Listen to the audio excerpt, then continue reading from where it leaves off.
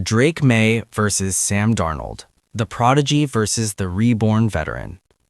For two teams to reach the Super Bowl, elite quarterback play is almost a prerequisite, the engine that drives modern offenses. That reality is even more evident in the New England Patriots versus Seattle Seahawks matchup on Sunday, a game that will determine who inherits the throne left vacant by the Philadelphia Eagles. Just one season ago, neither team even made the playoffs. At the time, Drake Maye, 23, was a rookie in New England who began the year as a backup, while Sam Darnold, 28, was in Minnesota, where he revived a career that had gone off track, delivering a standout season that ultimately earned him a lucrative deal in Seattle. The parallels between them are striking. Both are white quarterbacks with similar builds, Maye at 6'4", 225 pounds, 1.93 meters, 102 kilograms, and Darnold at 6'3", 225 pounds, 1.91 meters, 102 kilograms, and both entered the NFL as the number 3 overall pick, Maye in 2024 and Darnold in 2018. Each possesses a powerful arm capable of producing explosive plays. While neither fits the mold of a true dual-threat quarterback like Lamar Jackson, both can extend plays with their legs when needed and escape the pocket to create new throwing lanes. Maye is slightly more physical and fearless, willing to absorb contact when necessary, but their overall skill sets and football IQ are remarkably similar. Their journeys to the Super Bowl, however, could not be more different, swift and direct for the Patriot, long and winding for the Seahawk. Drake Maye, born in Huntersville, North Carolina, is the crown jewel of an exceptionally gifted athletic family. One brother, Luke, won the 2017 NCAA basketball championship with North Carolina's Tar Heels and now plays professionally in Japan.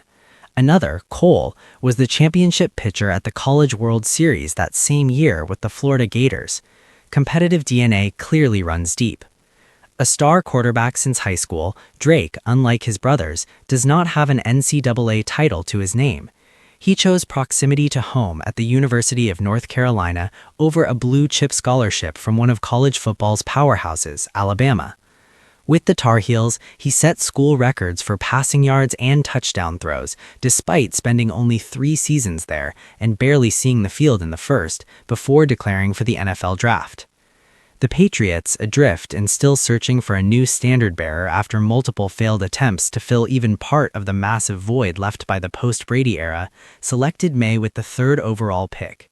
The original plan emphasized patience, let him develop behind veteran Jacoby Brissett, and bring him along gradually, but poor results and mounting pressure accelerated the timeline. After a 1-4 start, Maye was pushed into the starting role. He showed flashes of elite talent, but reality hit hard. Still raw and surrounded by a roster full of holes, he finished his rookie season with New England at 4-13 and out of the playoffs. Structural change became unavoidable. 2 key figures from the Brady era arrived: head coach Mike Vrabel and offensive coordinator Josh McDaniels.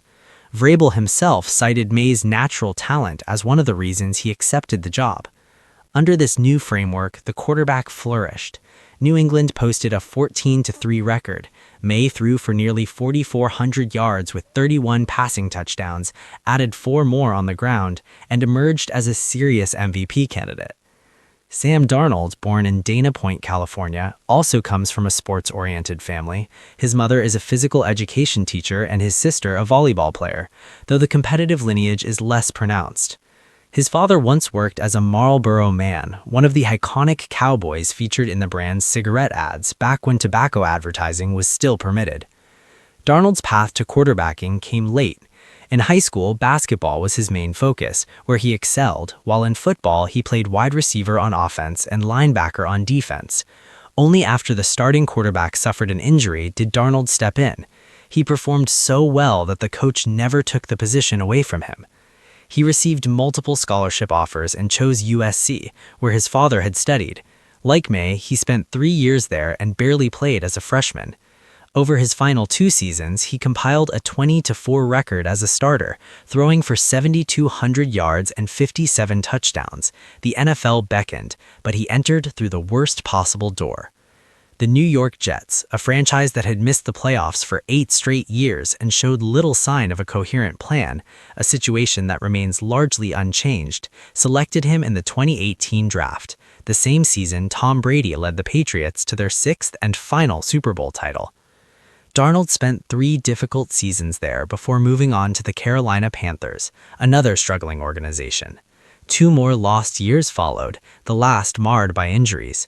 By 2023, at just 25 years old, his star wasn't fading, it appeared completely extinguished.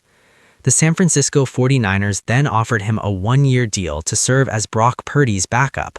He made only 1 start in a game with nothing at stake, but for the first time in his professional career, Darnold was part of a model organization, immersed in a meticulous, high-level environment from which he finally drew meaningful lessons. His final opportunity arrived in Minnesota. The Vikings signed him to a 1-year contract with the idea that he would compete with rookie J.J. McCarthy for the starting job. Fate intervened. McCarthy suffered a serious preseason injury, clearing the path.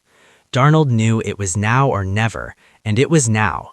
He led the team to a 14-3 record, threw 35 touchdowns, earned a Pro Bowl selection, and erased years of doubt. A first-round playoff loss to the Rams did little to tarnish the season. At last, the long-patient Sam Darnold had fully bloomed, after years spent trying to grow in barren soil. Seattle, searching for a quarterback to fully launch the new project under head coach Mike Macdonald, who arrived the previous season, put an almost irresistible offer on the table.